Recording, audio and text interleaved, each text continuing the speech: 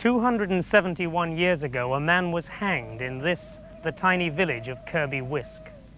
His crime was murder, his execution the rough justice of the 18th century, justice that should have ended the story. But today, almost 300 years later, that crime still reverberates through this remote part of North Yorkshire.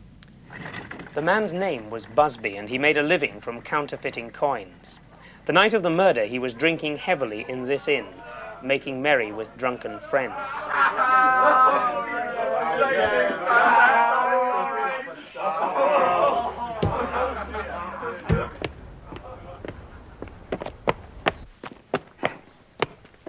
But when Busby left the inn late that night, staggering back towards his home, he was merry no longer.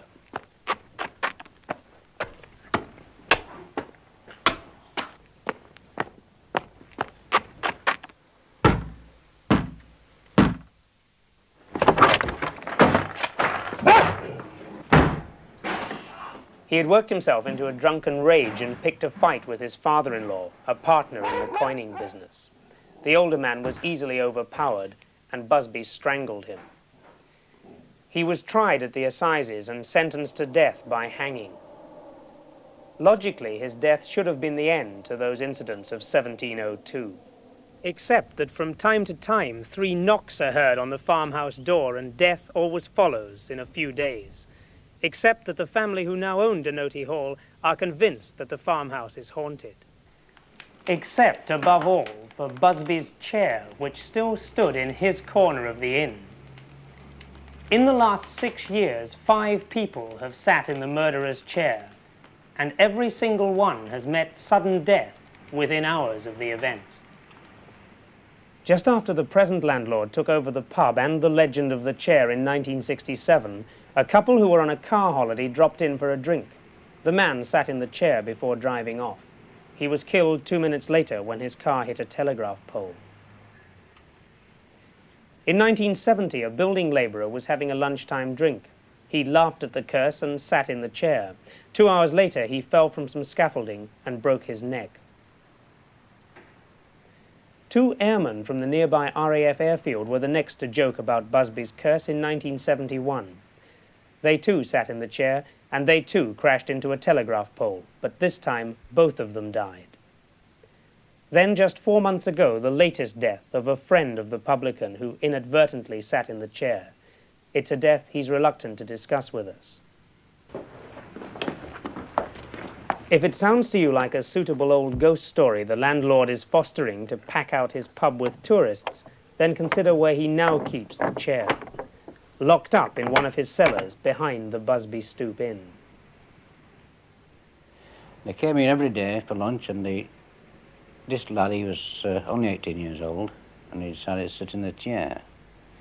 I refused, and eventually talked me into it, to let him sit in it.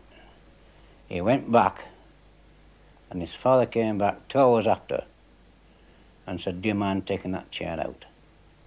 He said, "My son just fell through the roof." And he fell through the roof and broke his neck. And that's the gospel truth. Did you take the chair out after that? Yes, I did. And yet, just 4 months ago, there was another death. Yes, for this reason. This chair has been on the lock and key in here. Now then, we had a tip that